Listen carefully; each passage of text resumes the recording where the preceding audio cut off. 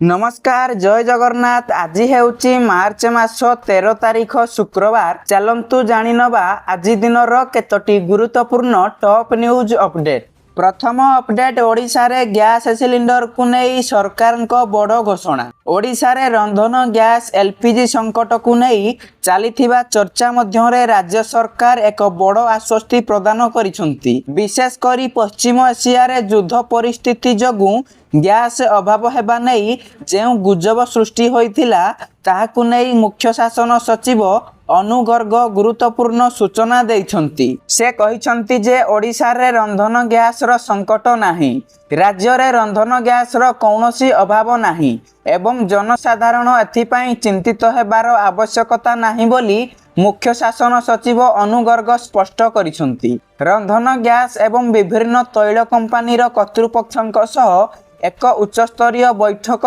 पर से एही सूचना देइछंती। परवर्ती खबर चाषी मानंक पाई खुशी खबर।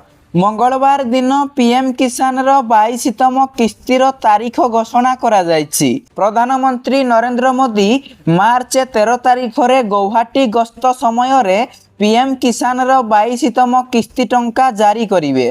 प्रधानमंत्री किसान सम्मान निधि योजना अधीन रे सारा देश रे 9.32 कोटी चाषी को 19,000 कोटी टंका प्रदान करा जिवो। कृषि मंत्रालय रे जने वरिष्ठ अधिकारी सोमवार एही सूचना देइछंती। परवर्ती खबर पवन सह प्रबल वर्षा, घड़घड़ी एवं बिजुली सहित 30 रु 40 किलोमीटर बेगरे पवन बहिबो। सेतिपाई येलो वार्निंग जारी करिछि पाणीपाग विभाग। दक्षिण झारखंड उपरे सक्रिय घूर्णिबलय परिसररू एक ट्रफ लाइन अभ्यंतरीण ओडिशा, छत्तीसगढ़ एवं विदर्भ नहीं 0.9 किलोमीटर उच्चतार व्यापी रही। एहारी प्रभाव में उत्तर ओडिशार किछि स्थान रे मंगलवार हालुकारु मध्यम धरणर वर्षा होइथिला।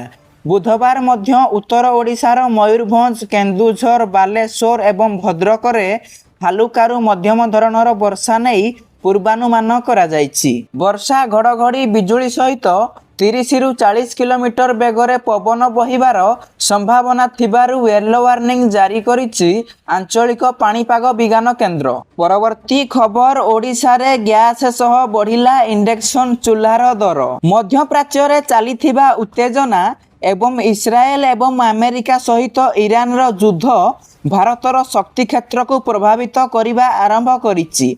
विश्व शक्ति संकट मध्यरे भारतीय तैल कंपनी गुड़िक घरोई गैस सिलिंडर रो मूल्य 60 टंका एवं वाणिज्यिक सिलिंडर रो मूल्य 115 टंका को वृद्धि करिसंती। गैस सिलिंडर रो मूल्य वृद्धि खबर प्रकाश पाइबा मात्रे सारा देश रे इंडक्शन कुकर, इलेक्ट्रिक केटली एवं अन्यान्य वैद्युतिक चालित रोषेई उपकरण मूल्य मध्य वृद्धि पाइछि। परवर्ती खबर ओडिशा रे 9टी स्टेशन देई चालिबो अमृत भारत एक्सप्रेस। दक्षिण एवं पश्चिम ओडिशा रे जोगाजोग वृद्धि करिबा पई एक नूतन अमृत भारत एक्सप्रेस सेवा पई मुख्यमंत्री मोहन माझी एवं प्रधानमंत्री नरेंद्र मोदी एवं केंद्र रेल मंत्री अश्विनी वैष्णव को कृतज्ञता जणाइछंती। कोयम्बाटूर रो पोडानूर जंक्शन को झारखंड रो धनबाद सहित संजोग करुथिबा अमृत भारत ट्रेन ओडिशार 9टी स्टेशन देई गति करिवो। सेही स्टेशन गुड़िक हेउची रायगड़ा, मुनिगुड़ा, केसिंगा, टिटिलागढ़, बलांगीर, बरगड़ रोड, संबलपुर, झारसुगुड़ा एवं राउरकेलार रोहणी सहित एही सेवा केबीके अंचल समेत दक्षिण एवं पश्चिम ओडिशा रे 7टी जिला को लाभदायक हेबो।